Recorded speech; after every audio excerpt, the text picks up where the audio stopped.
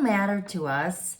God created us for community, and we need people in our life, even those who think that they don't. I have sisters who love me, who will always be there for me. And I have friends that are literally the treasures of my heart. I couldn't imagine going through this life without their encouragement, love, support, and prayers.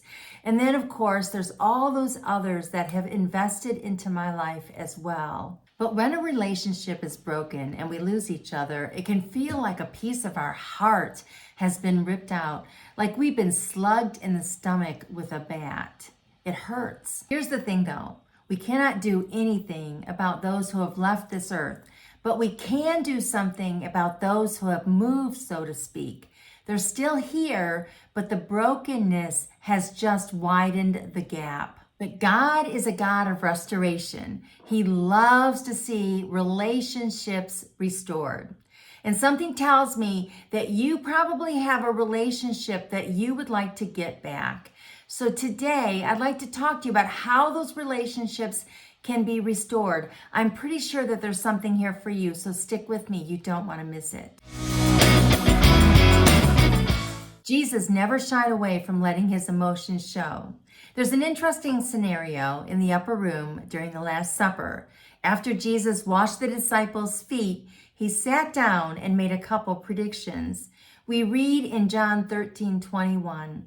Now, Jesus was deeply troubled, and he exclaimed, I tell you the truth, one of you will betray me. This word troubled means agitated.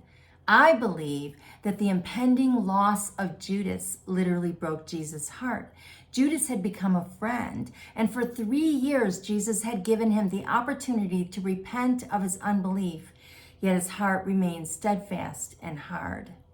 So in addition to Judas securing his own condemnation, Jesus is also broken because he knows that this is a relationship that he will never ever get back again. I think we can relate, right? When I was a lot younger, I had a really good friend, and we were raising our families together, going on vacation together. We spent a lot of time together, and we also had a lot in common, including our Christianity. But one day, something was said, and I'm going to take responsibility for this one myself. Something was said that caused a rift in our relationship. It wasn't anything nasty or anything like that, but apparently my friend was really hurt, and so she cut off communication. You know, I still grieve this friendship or the loss of this friendship to this day. You may have a similar situation. Something happened, something was said, someone got hurt, or even just two people going in opposite directions, which caused a break in a really important relationship, a relationship that you would love to get back one day. I currently live in the mountains of North Carolina, but I'm from Michigan, and one of my favorite places that I love to go to is to the Mackinac Bridge, a 5-mile stretch of highway that connects two pieces of land, the lower peninsula of Michigan to the upper peninsula of Michigan. It is really cool to drive over this bridge, but it's also truly amazing when you can fly over this bridge, which I've had the opportunity to do as well. Just like the lower peninsula to the upper peninsula needs a bridge to connect it, our relationships may need a bridge as well. And with the right materials, we can build that bridge and get connected again. Here are 3 bridges that can help restore a relationship. Number 1, the bridge of prayer. I know a brother and sister who got mad at each other and they stopped speaking. In fact, these were the only siblings in this family. And this divide grew and grew for like 20 years. And they both died without ever having spoken again.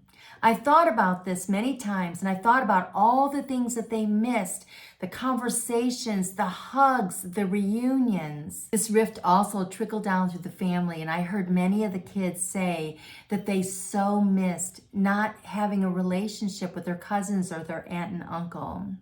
This is just so sad. And you know, this might be a similar situation that you're going through, and it's been a long time, and you think, is it even worth it to try and reconcile this relationship? Absolutely, it's worth it. So again, The first bridge to build is that of prayer. James writes in James 5:16, confess your sins to each other and pray for each other so that you may be healed. The earnest prayer of a righteous person has great power and produces wonderful results. Prayer can heal our relationships and offer us direction as we move toward reconciliation. Prayer can also give us boldness to speak up, confidence to want that healing, and a safe place to rest. Pray for this person. Pray for a softened heart, an open door to talk. Pray for a movement of the Holy Spirit and wisdom and understanding and honesty, and pray that God would rebuild trust. Prayer offers God's blessings, which is something that we want for sure. Pray earnestly and continuously. Let me offer you a scriptural strategic prayer plan. So I'm going to take these verses and I'm going to form prayers based on these verses. You can look up the verses on your own. But from Colossians 3:15, Lord, let the peace that comes from Christ rule in our hearts. From Romans 14:19, Lord, bring forth harmony to our relationship. From 1 John 3:18, Lord, let us show the truth by our actions. Help us to love each other. From Romans 14:13, Lord, help us to stop condemning each other. From Galatians 5:26, Lord, help us to put away all jealousy. From Hebrews 10:24-25, Lord, help us to motivate one another to acts of love and good works. Praying God's word back to Him is always a powerful way to pray. You know, you can add to these verses and create your own strategic plan of prayer. A bridge of prayer can surely connect us again. And the second bridge is the bridge of communication. I had a friend who had become estranged. I had so many hurts and wounds that had been pressing on my heart for a long time, and I hadn't spoken to her for a while. And then one day I reached out to her and sent her a message on her birthday. And I said, happy birthday, I miss you and I love you. And she responded back by saying thank you and that she had been planning on joining one of my upcoming Bible studies that I was teaching. This was a wonderful restoration. You may want to just start by reaching out, sending a text, an email, or a message through social media, telling them that you miss them and you're thinking of them. Remind them of something that maybe you had done that was fun. Ask them about their family and what's going on in their life. Ask them how you might pray for them. Start there and then ask God to move it forward. This can certainly soften both hearts and bring about reconciliation. It may take some time, but don't give up. The bridge of communication certainly unites. And the third bridge is the bridge of forgiveness. Paul writes in Colossians 3:13, make allowance for each other's faults and forgive anyone who offends you. Remember, the Lord forgave you, so you must forgive others. I don't see this as a suggestion. I see it as a scriptural mandate.